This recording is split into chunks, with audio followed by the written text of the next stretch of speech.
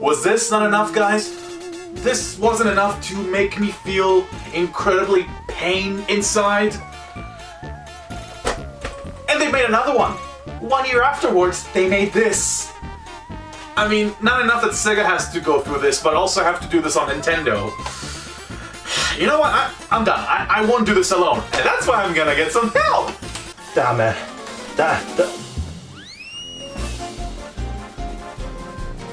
Hi! What am I doing here? I used my abilities of Jump Cut to get you here to play Captain America in the Avengers! Oh, hell no. Where did you get the division?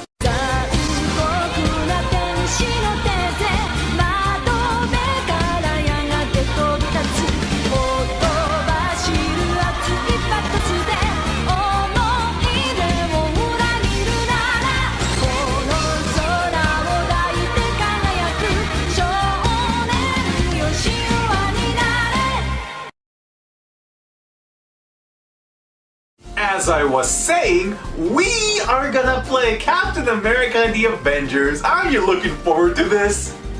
So gonna shoot you after this. I love you too. There is not much to say about the Super Nintendo version of the game, besides the fact it was ported by a totally different company, Mindscape. It has the same attacks and level structure, but it does have some aspects that are totally different. For one, you can only have up to 5 lives, unlike 7 in the Genesis version. Also, the button mapping allows you to use both your jump and attack, and also... Wait, there is a separate button to shoot projectiles? One button? They finally listened!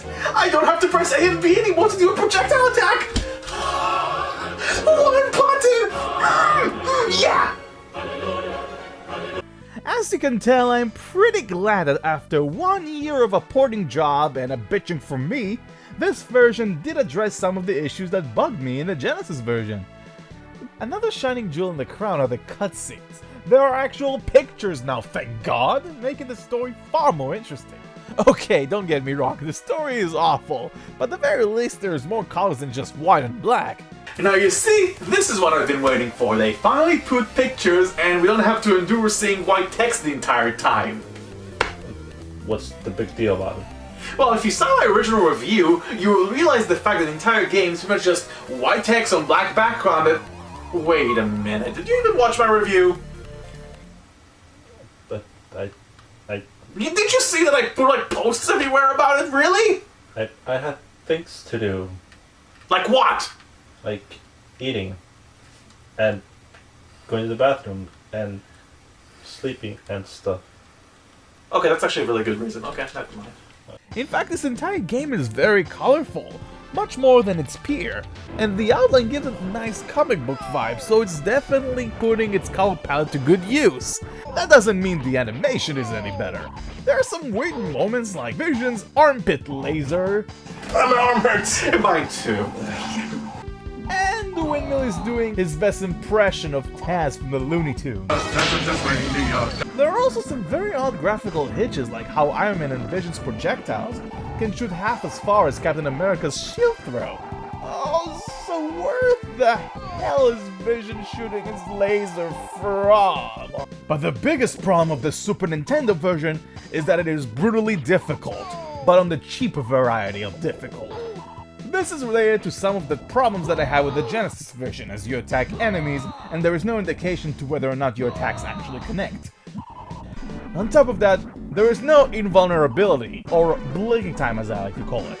Whenever you get hit, in most games at least, your character will flash for a few seconds, in which you cannot be attacked until it appears solid again. In this game, there is nothing of the sorts. Once you fly off, the enemy can just ram into your character and shoot it over and over and over again. And what's worse is that the enemy gets the blinking time, making this a completely unfair and frustrating experience. I'm not kidding, this ruins the entire game! We couldn't even get past level 3 because it's so hard! Even the music in this game sucks, and I have no idea how they managed to make the sound chip of the Super Nintendo inferior, but they did. How can they do that? You know what, I'm done. I just want to go to final impressions and end this review. My Mindscape had 1 year to port this. It is a port of a port! And they still failed. To give you an indication how abysmal this game is, I finished the Genesis version. It was frustrating, yeah, but I still finished it. Captain America and the Avengers for the Super Nintendo is one of the worst games I have ever played in my life.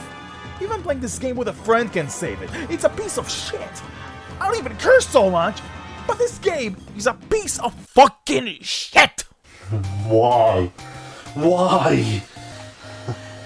You know what? I'm sorry. I honestly thought this game would actually be better than the Genesis version. But for every one improvement, it has 10 flaws, so I'll just send you back. I'm gonna wash the taste off with the NES version of the game. I haven't used this thing for years. Come on,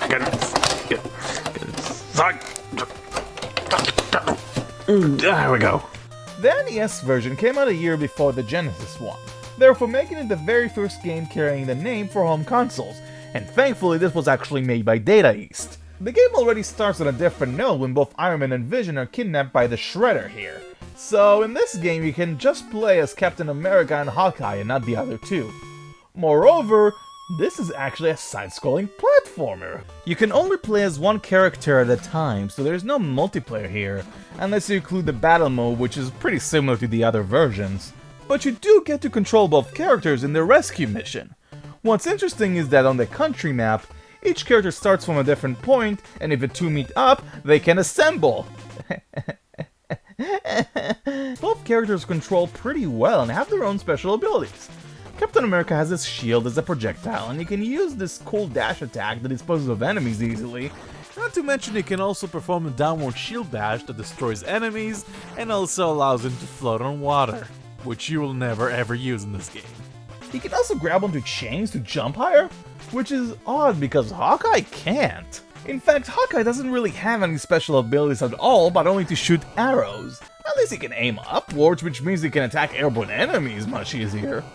The only problem I had with him is that he can shoot arrows diagonally by pressing up in the direction desired, but it rarely works. That's a good thing he never runs out of arrows. I'm all out of arrows. I don't have any more. So, I guess I'm done, right? All right, I'll be in the car. Stay safe.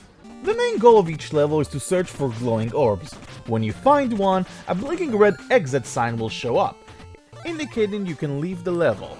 That's right, you can just rush to the end of the level, but you need to explore it in order to finish it. I like the idea at first because it allows more freedom, but I'll address it later on. The other important items you find in the game are the Power Stones. No, not that Power Stone. And the more I think of it, the less likely Capcom will actually make a third one. In any case, there are small ones who are worth 1 point and big ones that are worth 10. Once you have 100, your character will level up, meaning you're gonna get a bigger health bar, as well as becoming more powerful.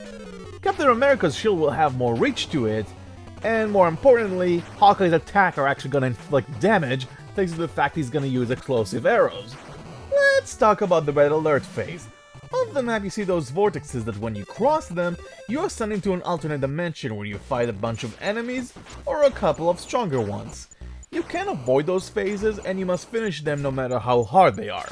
Thankfully, if a vortex blocks your path, at times you can replay a level or choose an alternate path and the placement will most likely change.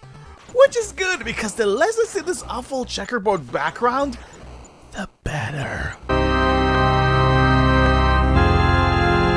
The bosses themselves also are short since their shots can kill your character in a single hit when you least expect it. Also, don't use Hawkeye. His shots, even when they are powered up, are completely useless. His arrows are weaker than the plot of The Dark Knight Rises. Oh yeah, I went there. Seems like Captain America is the only character that's somewhat capable. Again, what a shock. His shield can pretty much make Ultron your bitch, so let's see who has to call the police this time, Tin Man. What is the laser? Ask the police. For the record, I really wanted to say that this is the best version of the game, but in all my good conscience, I just can't. The game is hard. I mean, it's so hard you don't even heal up every level. It's more fair than the Super Nintendo version, yeah, but it can still be unbelievably merciless, especially at the beginning of the game.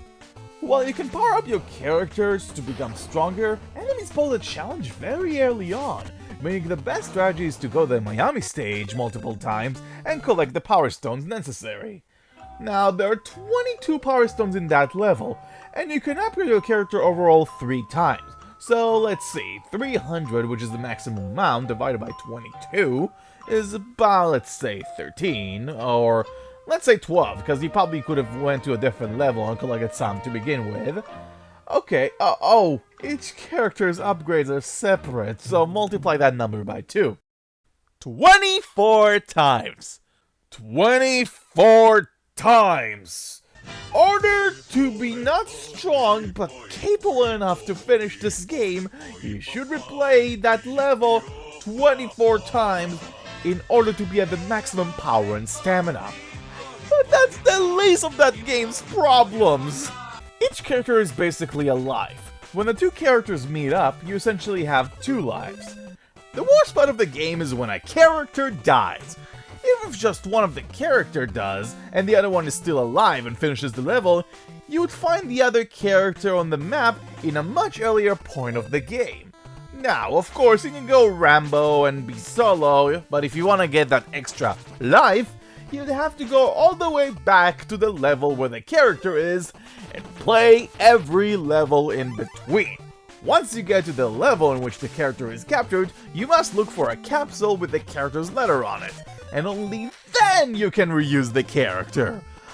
Oh, and of course, you'd have to replay all the levels again to get to the point where you died. What the hell? This is the most hideous crap I ever had to do in a game! To put things in simpler terms, let's take a good game like Sonic 3.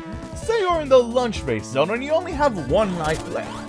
You lose that life, and the only way you can progress is if you go back to Marble Garden Zone. So you play Ice Cap again, then Carnival Night Zone again, and then Marble Garden Zone.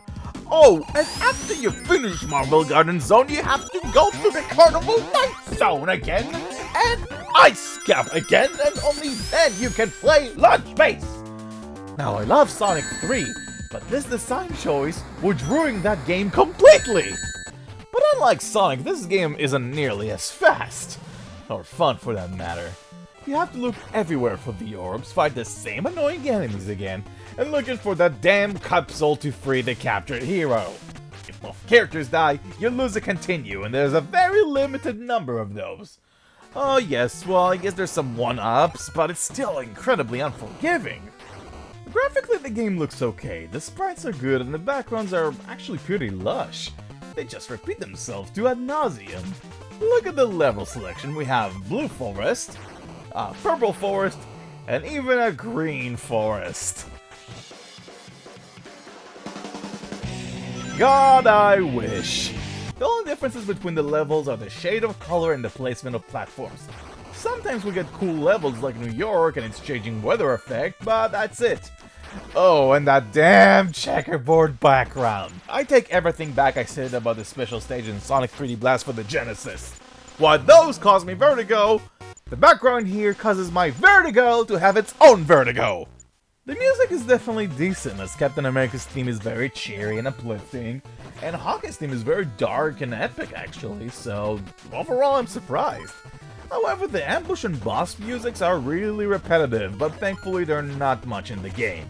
The only problem with the music is that there are not many tracks, so you only hear the characters' themes most of the time. And you will hear them over and over again due to the fact you'd have to repeat so many levels over and over again. That sums up all my feelings about the NES version. I really want to like it, and I want to say I would recommend it over the other two, as the controls are good, it looks nice, and it has a lot of unique ideas. But the tedious repetition of the levels and the difficulty just ruined the entire experience. I can't believe I'm saying this, but the Genesis version is the best one? At least you can finish it and have fun with a friend while making fun of the awful voice acting. The other two can rot in hell.